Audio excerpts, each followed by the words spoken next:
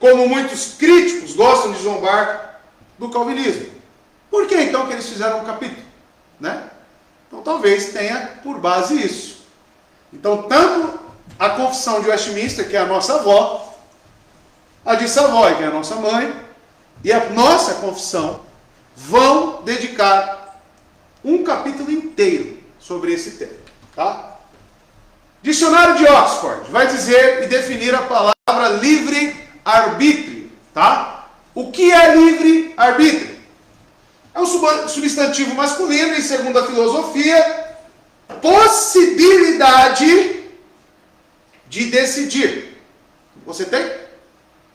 Possibilidade de decidir? Escolher em função da própria vontade? Isenta de qualquer condicionamento, motivo ou causa determinante. Essa é a definição. Livre-arbítrio, então, podemos denominar como vontade própria, como escolhas próprias. Tá? Essa é a definição que encontramos no dicionário de Oxford. Tá? E entramos no primeiro parágrafo, que vamos abordar somente ele hoje. Tá? Porque é o mais amplo, que eu preciso definir algumas coisas aqui para os irmãos. Olha o que diz a nossa confissão. Eu marquei bem quem falou que não tem. Olha lá. Deus dotou a vontade do homem com tal liberdade natural e poder de ação em escolha, que ela não é nem forçada, nem predeterminada para o bem ou o mal, tem um por ali, qualquer necessidade da natureza. Bom? Então o primeiro parágrafo está afirmando que nós temos ou não temos livre-arbítrio? Que temos. Tá? Então o primeiro ponto. Agora, vamos entender o que é isso que está afirmando nossa confissão. Alguém já leu aqui esse capítulo? Ninguém. Um tema tão controverso, você não leu ainda. Não sabe qual é a opinião a posição reformada contra isso, os batistas reformados? Então vamos ver. Primeira coisa que todos nós aqui temos que entender. Nós somos feitos à imagem e semelhança. Isso já estudamos lá na criação, correto? Estão lembrados disso? Já estudamos este capítulo da criação, onde falamos da criação homem. Tá? Para relembrar você, imagem e semelhança de Deus, ela tem alguns significados bíblicos. Tá? Certo que não é o nosso formato, porque Deus é Espírito. Então o que a Bíblia está querendo dizer quando somos imagem e semelhança de Deus? Como já estudamos, os termos imagem e semelhança são intercambiáveis, são covalentes. Mas quando tentamos chegar a uma conclusão sobre a definição dos termos, pensamos o quê? A mente racional do homem é a semelhança de Deus e seu ponto de contato com Ele, a nossa relação, espiritualidade. As qualidades intelectuais do homem são evidentes desde o princípio de Gênesis. Deus abençoou o homem em Gênesis capítulo 1, verso 28 a 30. Como? Dando-lhe domínio sobre a natureza por um pronunciamento verbal. Domínio. Dê nome para os animais. Não foi Adão que fez isso? Vocês concordam então que ele era dotado com uma característica que poderia governar, decidir, escolher, saber se era isso ou se era aquilo. Correto? Adão foi feito dessa forma. E quando eu analiso Adão, que foi a primeira criação, ali foi um homem criado. Ou foi um extraterrestre? Foi um homem. Adão cuidou de Eva, não por instinto, mas em obediência às instruções verbais de Deus. Quando Deus emite uma instrução verbal para alguém, e nós temos a revelação especial, é para seres que têm condições para obedecer, correto? Senão ele não daria. E não foi por instinto que ele fez isso. Deus deu ao homem um mandamento moral, em Gênesis capítulo 2, verso 16, proibindo-os de comer da árvore do conhecimento do bem e do mal, mas permitindo que ele comesse de todas as outras árvores, correto? Você que já leu Gênesis. O homem foi advertido que violar esse mandamento resultará em sua morte. Ou seja, Deus deu quantas opções para Adão? O que isso significa? Que Adão tinha capacidades para obedecer e não obedecer. Ah, pastor, mas nós vivemos depois da queda, nós estamos debaixo de um pacto que foi quebrado. Pergunta é, e é um dos parágrafos, a queda tirou a nossa abolição? A queda arrancou de nós essa capacidade de escolher? Não. Nós continuamos sendo imagem e semelhança de Deus? O mais ímpio ali fora, se é que eu posso, falar sobre níveis de impiedade. Ele é a imagem e semelhança de Deus? Sim. Sim. Ele ainda é. Por quê? Porque ele é a criatura homem.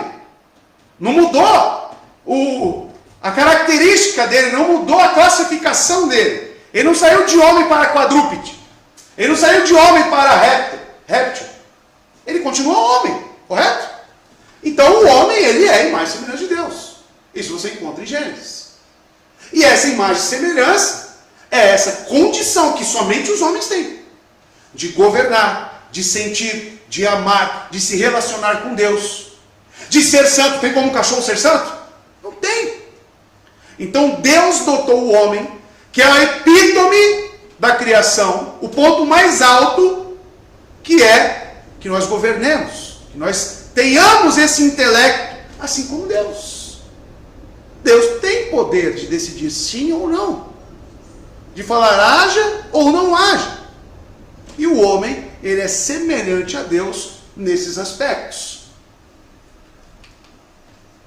4 condições do homem. Existem, na teologia reformada, existem 4 condições do homem. Primeiro, isso aqui você precisa conhecer.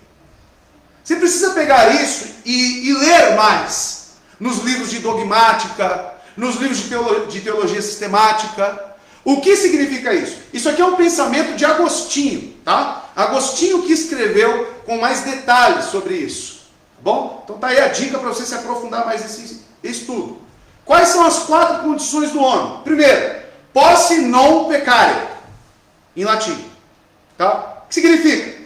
É a possibilidade de não pecar.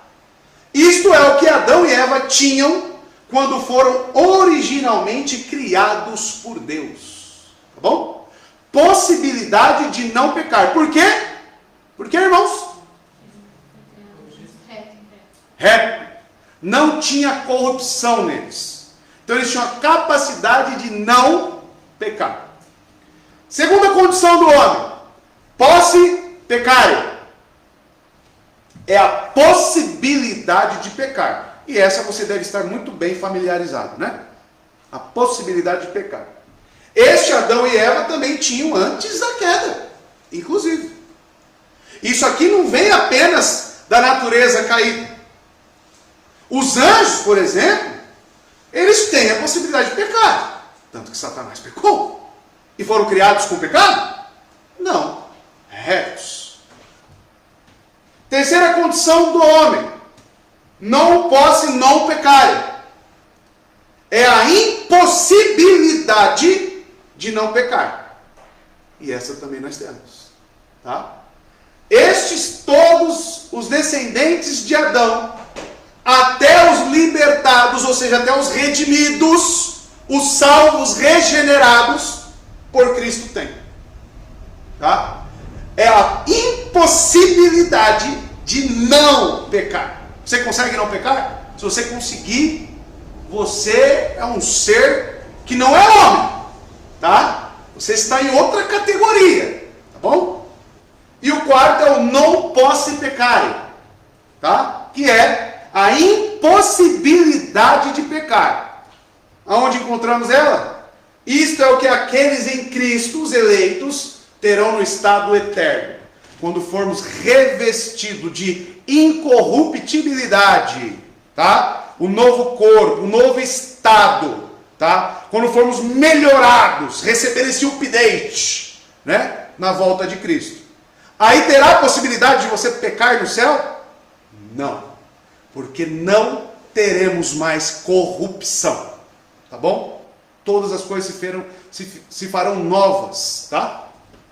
Então são esses 4 estados, tá, do homem. Os pontos 1 e 2 dizem a respeito ao estado de inocência, tá bom? Então 1 e 2, inocência. Adão antes da queda. Isso nós vamos ver no segundo parágrafo, tá, da nossa confissão. O ponto 3 é para aqueles sob o estado do pecado, que iremos ver no terceiro parágrafo. O ponto 4 é para o estado de glória, quinto parágrafo e último deste capítulo. Aqueles que são redimidos em Cristo encontram-se no ponto 1 a 3, tá? 1 a 3, tá bom? Os lavados, os remidos. Por que 1? Hã? Pela graça agora tem a possibilidade de não pecar. Por quê? O fruto do Espírito? Exato. O Espírito nos habilita a não pecar? Sim ou não, irmãos? Sim. Tá? Sim. Tá? Então do 1 ao 3 é o que nós estamos. Tá bom? Mesmo lavados e remidos. Teologia reformada quanto à liberdade. Então aquela condição é o que vai determinar, muitas das vezes, as nossas escolhas. Porque já foi bem frisado que existem as escolhas. Existe o livre-arbítrio. Existem as vontades. Mas elas podem sofrer certas influências. Tá bom? E é esses 4 aqui que irão determinar.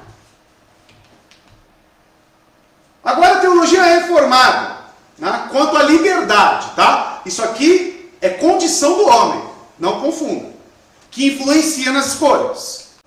No calvinismo podemos considerar pelo menos 4 tipos de liberdade, a saber, 4 tipos de liberdade. Isso aqui é importante também. Liberdade de independência, pertencente somente a Deus, tá? Liberdade de independência. Liberdade de coação, quando o homem age espontaneamente, de vontade própria, sem coação, tá? Sem coagir, sem induzir nada. O homem age livremente. Liberdade de necessidade física. Liberdade pela qual o homem não age pelo instinto, mas pelo seu entendimento e racionalidade, tá? E quarto, liberdade de servidão. Liberdade pela qual o homem age sem o jugo do pecado, que está totalmente entrelaçado com esses estados do homem. Tá bom? Se você comparar 1 a 1, você vai ver que cai nesses estados de liberdade. Tá? A qual a teologia reformada vai adotar. Sabendo disso, vamos entender um pouco mais sobre livre-arbítrio. E quando eu falo de livre-arbítrio, eu quero falar sobre ato livre. Tá? Liberdade do ato. Liberdade em escolher. Tá bom? Para nós, no momento, importará a liberdade 2 e 3. Que é qual? Liberdade de coação e liberdade de necessidade física. Tá? Porque esse aqui é quando? Esse aqui é quando? Na glória. Tá bom? E esse aqui? Já está escrito lá. Pertencente somente a Deus. Tá? Então a gente se enquadra nesses dois. Então ficaremos o 2 e 3. Haja vista que o número 1 é exclusivo de Deus e o 4 pertenceu ao homem sem pecado, glorificado. Coloquei ali.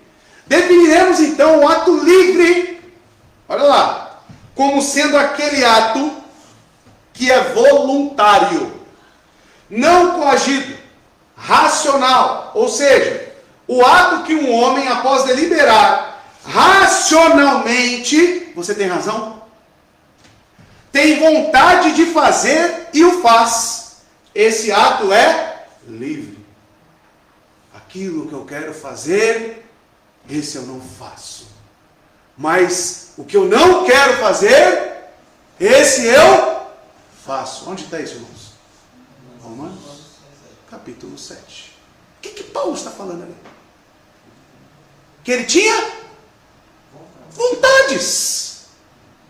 E escolhia fazer algo, ou não. Senão ele não chegava nessa conclusão. E no final de tudo ele fala, miserável homem que sou.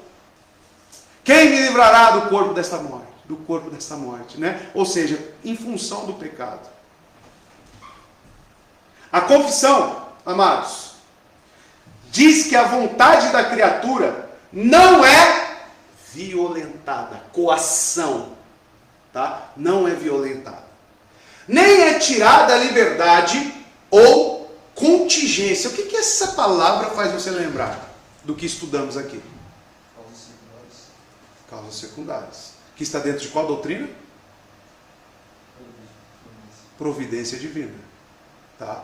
Então, para você entender o livre-arbítrio à luz do calvinismo clássico, você precisa entender a providência divina.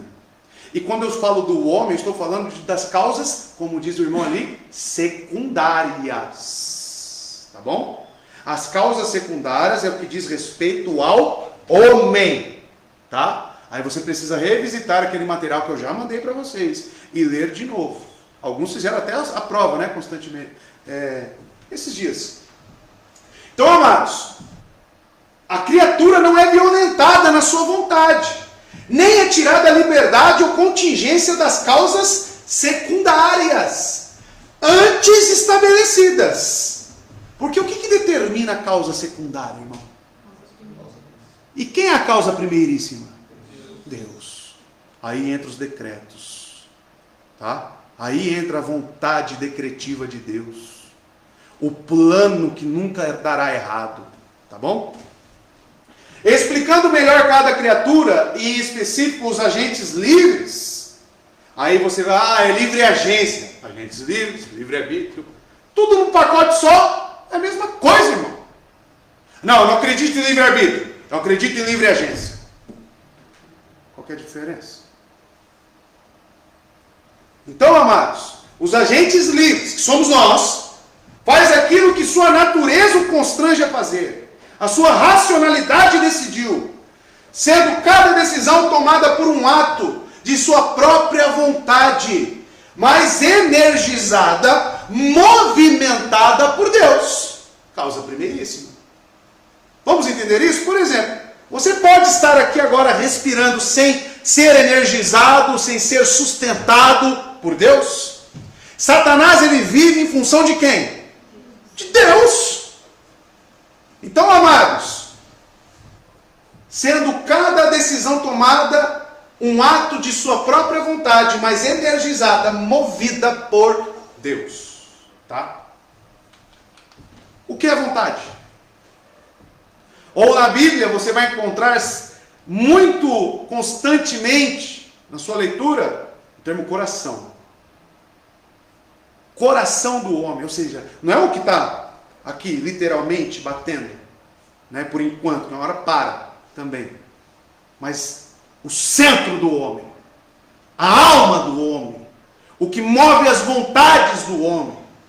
É isso que você precisa definir. Você tem vontade? Eu tenho. Hoje eu estava com vontade de comer uma coisa e comi outra. Né? Porque as circunstâncias também definiu alguma coisa. A causa primeiríssima definiu algo, mas não era a minha vontade. Mas eu comi, porque não tinha outra coisa. Mas eu tinha vontade. Então o que é vontade? Aquilo pelo qual a mente escolhe algo. Tá? O que você queria comer agora, meu filho? Uma banoffee. Ela tem vontade, tá vendo? Ela tem vontade. A faculdade da vontade é aquele poder ou princípio da mente pela qual é capaz de escolher. Um ato da vontade equivale a um ato de escolher ou de escolha. Se alguém acha que seja uma definição mais perfeita da vontade, dizer que é aquilo pelo qual a alma ou escolhe ou recusa. Porque quando eu falo de alma, eu caio lá na criação, de como Deus constituiu o homem. Ele deu um sopro, o homem viveu. Ele fez todas as coisas do pó da terra, correto? Inclusive o homem. Mas o diferencial é que ele colocou o que no homem? Uma alma. Aí para você entender isso melhor, você tem que estudar antropologia, tá? A constituição, a criação de Deus. Os livros de teologia sistemática vai trazer, as dogmáticas também vão trazer, tá? Então é a mesma coisa que dizer que a alma ou escolhe ou recusa. Pois em qualquer tipo de ato da vontade, a mente escolhe uma coisa em detrimento da outra. Porque para você escolher, você tem que rejeitar a outra opção, ou opções, correto? E isso nós fazemos constantemente. Inclusive quando vamos pecar. Não é? Opa, eu tenho essa situação. Se eu fizer, eu sei que é pecado. Se eu não fizer, estou falando dos eleitos, tá? Os redimidos. Se eu não fizer, opa, estou com Deus. Mas mesmo sabendo que é errado, às vezes escolhemos o que é pecado. Não é assim, irmão? Ou você não está nessa luta, que até Paulo fala que está, né? Em Romanos 7. Não é assim? Ela escolhe algo ao invés de ser o contrário, ou ao invés da ausência, ou na não existência daquela coisa. Foi o meu caso hoje. Não tinha outra coisa, eu escolhi o que tinha, né? Tive que comer. Mas eu tinha outra opção, ficar com fome. Não é? Mas eu escolhi comer, tá? Logo, em vez da ausência, logo, em qualquer ato de recusa, a mente escolhe a ausência da coisa recusada. O positivo e o negativo são colocados diante da mente para a sua escolha, e ela escolhe o negativo. E essa ação de escolha da mente, nesse caso, é propriamente um ato da vontade. Tá? A determinação da vontade entre dois é uma determinação voluntária.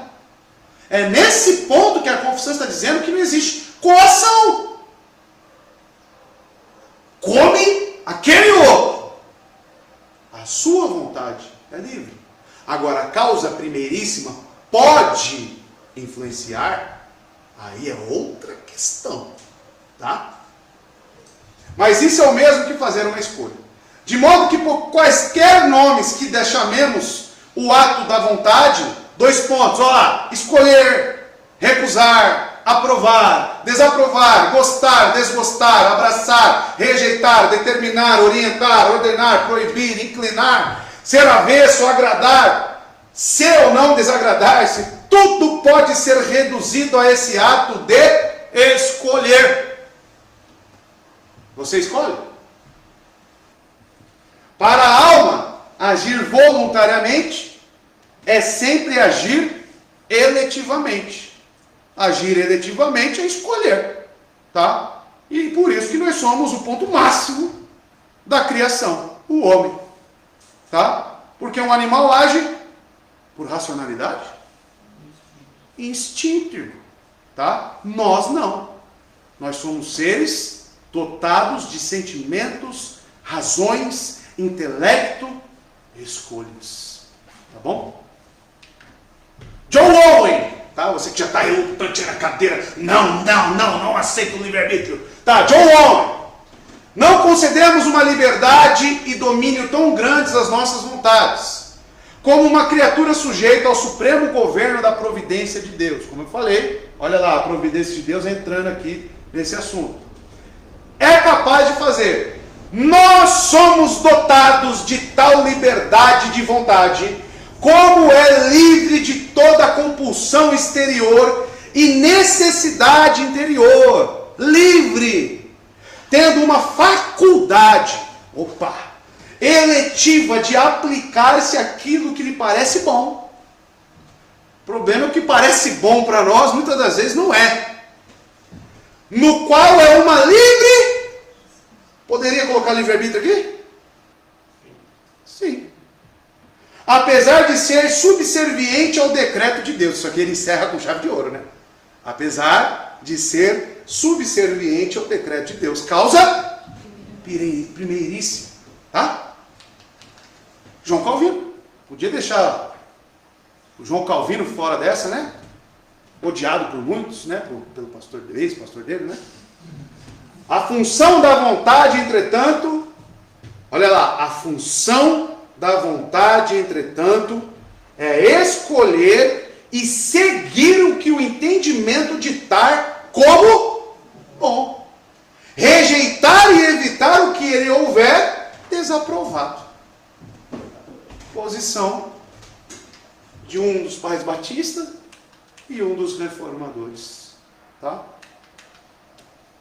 Liberdade natural e não forçada, né? Porque falamos que o nosso livre-arbítrio, a confissão diz que ela não sofre coação, né? Ela não é coagida, ela não é forçada. As frases iniciais deste capítulo estruturam toda a discussão sobre a vontade, quando colocam duas ideias. Em primeiro lugar, Deus dotou ou supriu a vontade do homem com tal liberdade natural, trecho lá do primeiro parágrafo, uma liberdade que não é forçada, mas livre. Desde os tempos antigos tem havido filósofos e religiosos que negam qualquer real liberdade da vontade. Tem muitas pessoas que negam isso. Talvez isso influenciou alguns aqui que falaram que não tinha a liberdade, né? O livre-arbítrio. Aqui somos informados do contrário, nós temos liberdade para tomar decisões. Ao nos dizer isso, não somos informados de nada novo.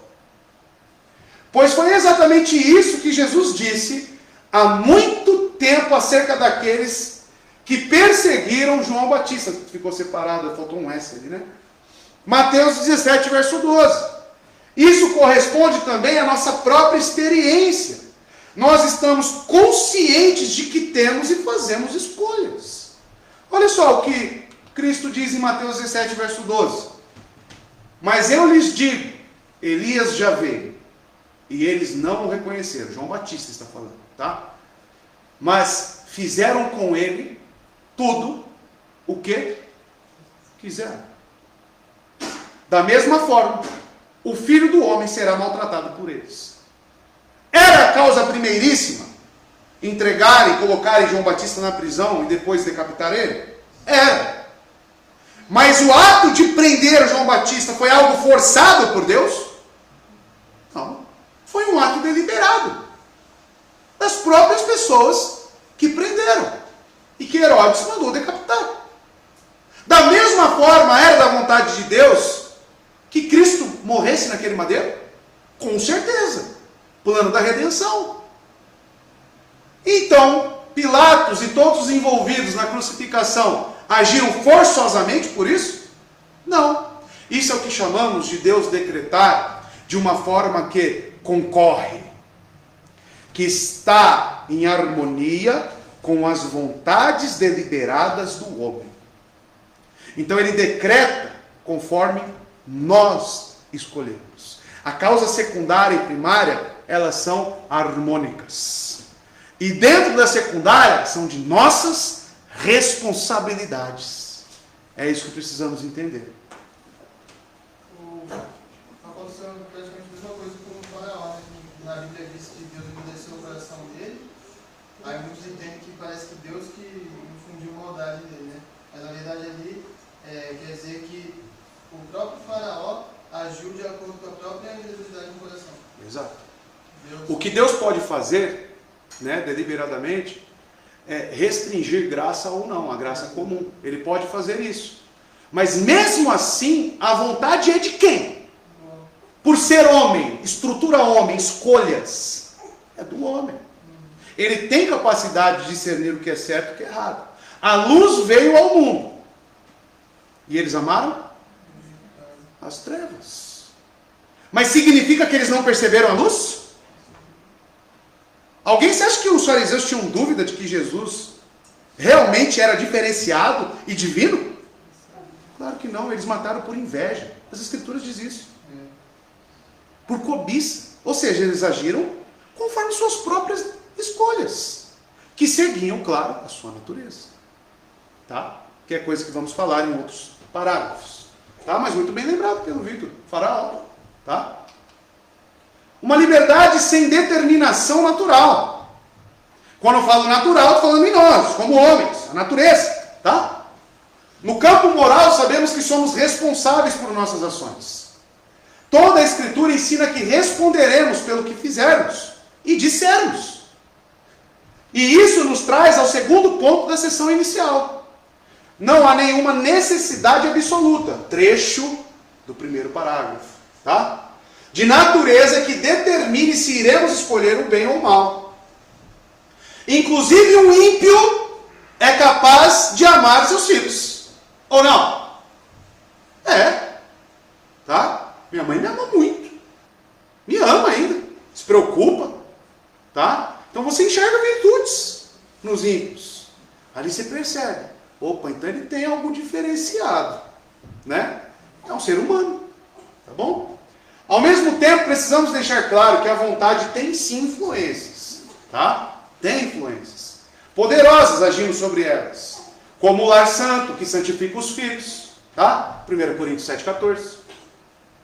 Decisões envolvem processos. E muitas vezes são moldadas ou induzidas por todo o estado emocional e intelectual do momento. Aí as circunstâncias podem afetar na sua decisão. Mas não é algo natural, algo dentro de nós que nos coage. Tá? É algo para fora. Dentro de nós, nossa alma, nosso intelecto, ele sempre irá decidir deliberadamente. Não, é isso que eu quero. Tá? Eu costumo dar um exemplo quanto a isso, que eu já dei aqui quando estudamos Providência Divina.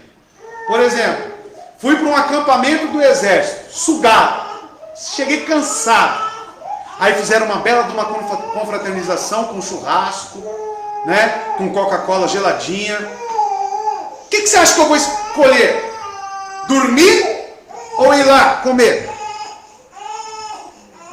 Comer, né? Não é porque eu sou, né, gordinho, né? Então eu vou querer comer. Mas as circunstâncias podem influenciar isso? Pode mudar? Pode. Por exemplo, se minha mãe ou meu pai morrer naquele exato momento e eu tiver que sair às pressas, é aí que entram os decretos, que são causa primeiríssima. Entende? Então, por mais que eu tenha vontade, por mais que eu decida, os decretos não são mudados por causa disso. E mesmo assim, eu permaneço responsável pelas minhas atitudes. Porque os atos são meus. Tá? Eu sou responsável por eles.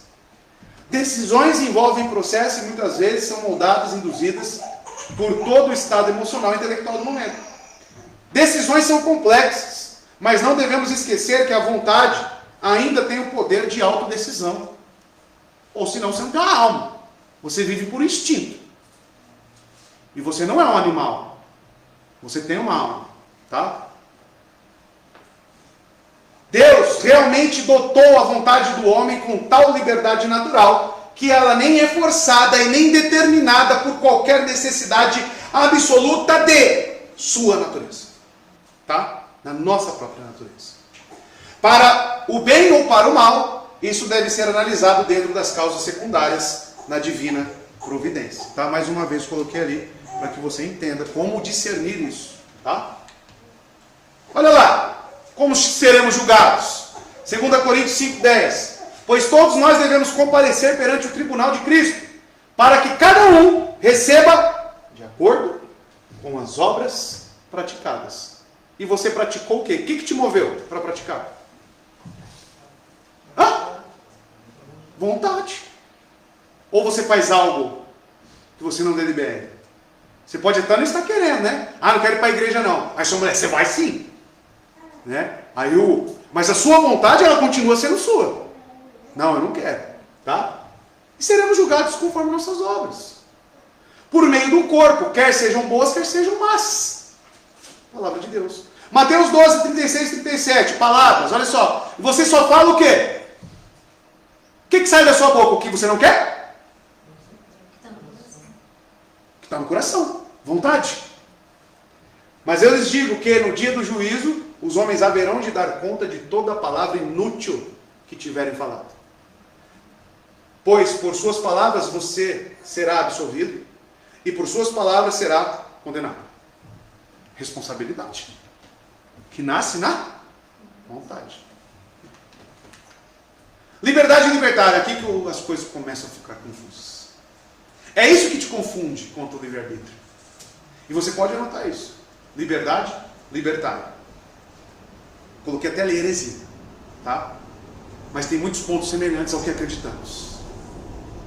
Liberdade libertária. Livre-arbítrio libertário é o mesmo que liberdade libertária, ou liberdade irrecépita. Seria definida como a habilidade de escolher agir ou não de determinado modo sobre as mesmas circunstâncias. Agir sobre as mesmas circunstâncias. Uma análise indiscutivelmente melhor da liberdade libertária. Vê sua essência na ausência de determinação causal da escolha de uma pessoa independente. O que está escrito aí? Me ajuda aqui. Uma pessoa independente da própria atividade. Da própria atividade causal da pessoa. Tá? Indiferentemente do que esteja te cercando, a sua vontade determina. Tá? É aqui que mora o problema. Porque aí fere o quê? Os decretos que são causa primária. Tá? É esse que é o problema. Esse aqui que é o problema, irmãos. Tá? Isso equivale a dizer que causas outras, que não a própria, não determinam a forma como essa pessoa faz suas escolhas em determinadas circunstâncias. Fica a critério da pessoa a forma como ela faz suas escolhas. Até que beleza. Essa concepção de liberdade é muito diferente da visão voluntarista ou compatibilista, que concorre, que define liberdade em termos de ação voluntária, ou não coagida, que é a nossa, não coagida. De modo que o fato de uma ação ser determinada em termos causais é compatível com o fato dela ser livre. A noção de liberdade libertária exclui, coloquei até em itálico e sublinhado, exclui a hipótese de que Deus determine como devemos escolher livremente. Tá? Então vamos analisar mais a fundo isso. Tem 3 semelhanças com o pensamento calvinista. Tá bom? E eu vou definir aqui quais são as semelhanças, ponto a ponto. Primeiro, conforme está no texto, tudo isso aqui eu tirei daqui, tá? Eu coloquei aqui entre aspas. É a habilidade de escolher e agir ou não de determinado modo sobre as mesmas circunstâncias. Beleza. Tá? Quando eu analiso dentro da causa secundária, tem algum problema com essa frase? Nenhum. Tá? Aqui estamos de acordo. Os calvinistas ortodoxos não afirmam que nossas atitudes são infalivelmente determinadas por circunstâncias. Infalivelmente. Tá? Logo, podemos sim escolher e agir, e não agir, pelo menos enquanto necessidade hipotética. Hipotética. Tá? Então, infalivelmente é nenhum caso. Tá? Nós sabemos que influencia, temos textos bíblicos quanto a isso, mas não é um fator determinante. Por isso que é necessidade hipotética. Como eu disse, minha mãe morrer no mesmo dia do churrasco, tá? E determinar a minha conduta. Então isso é hipotético, pode ou não acontecer. Não é infalível isso. Tá? Já que a vontade pode ser movida para um lado ou para o outro. Tá bom? Então até aqui estamos de acordo com a liberdade libertária. Segundo, a ausência de determinação causal da escolha de uma pessoa independente da própria atividade causal da pessoa. Vamos entender. Nesse ponto, o calvinista vai discordar.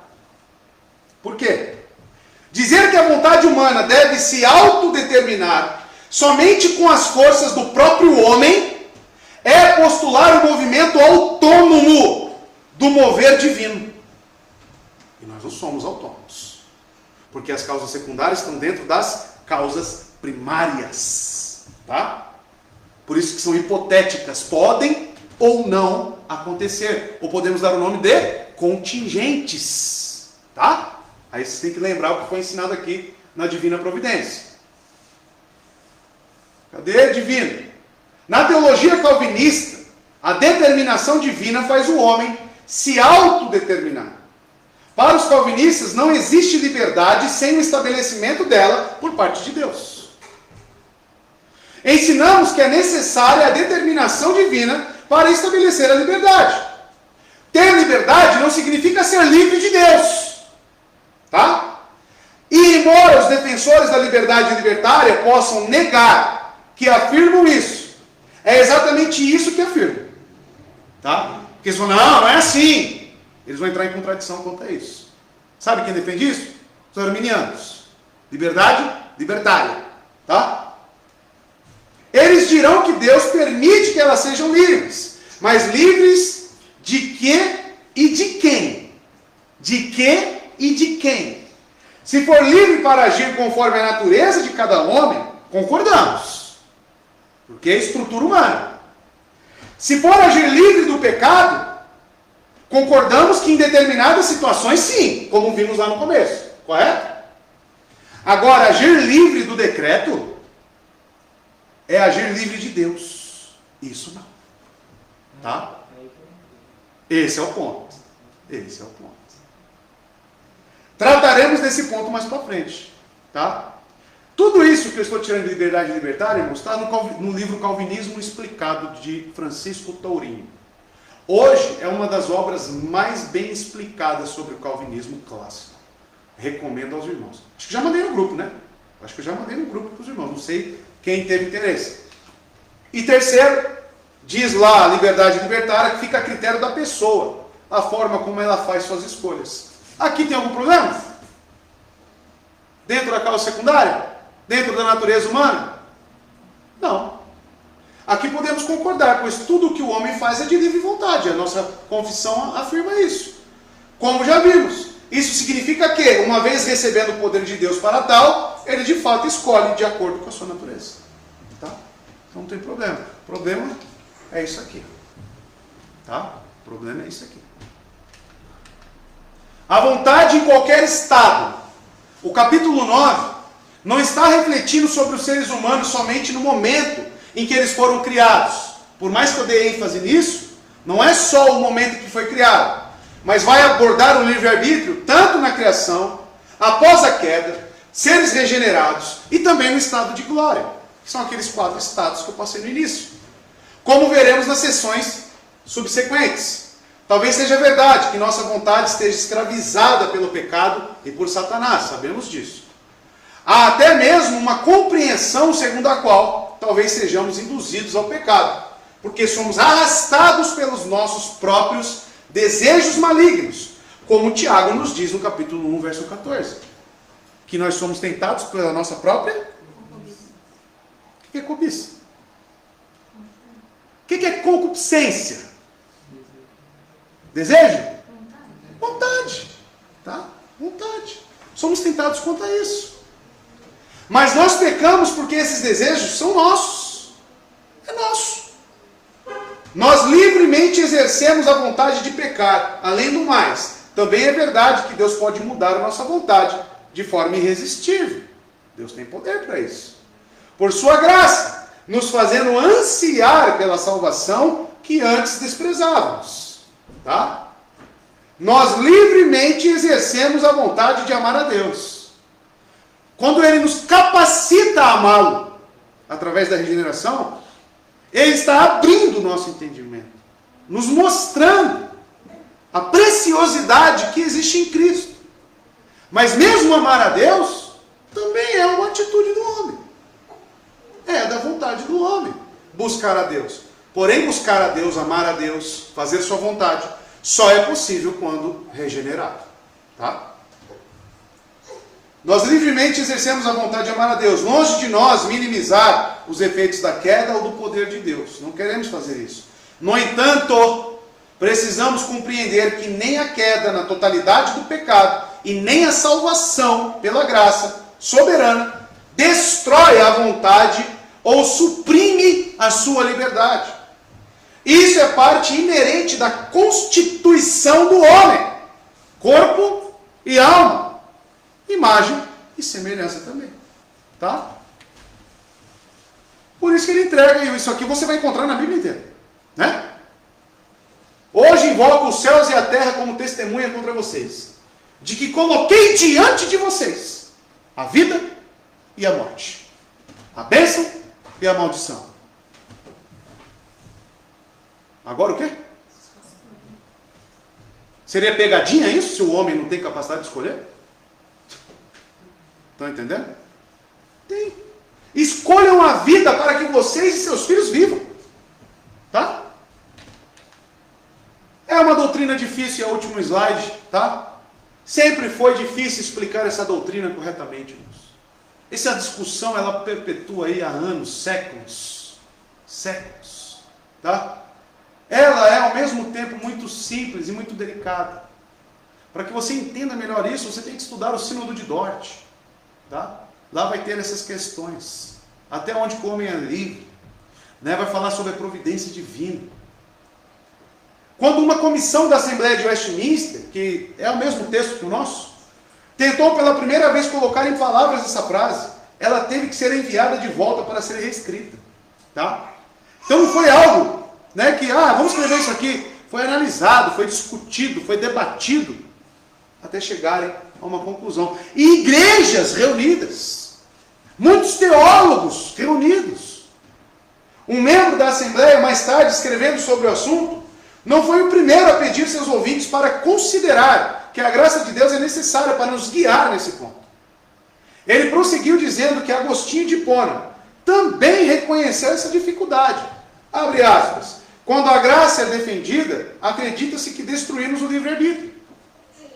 E quando o livre-arbítrio é reconhecido, embora apenas em certo sentido, acredita-se que negamos a livre graça. Agostinho disse isso, enxergando e reconhecendo a dificuldade sobre o assunto. Pois isso é o que os cristãos precisam orar, pela assistência de Deus, pedindo a Ele que nos ajude a compreender quem somos e a nos regozijarmos na graça de Cristo e na irresistível obra do Espírito Santo. E aí entramos no segundo parágrafo.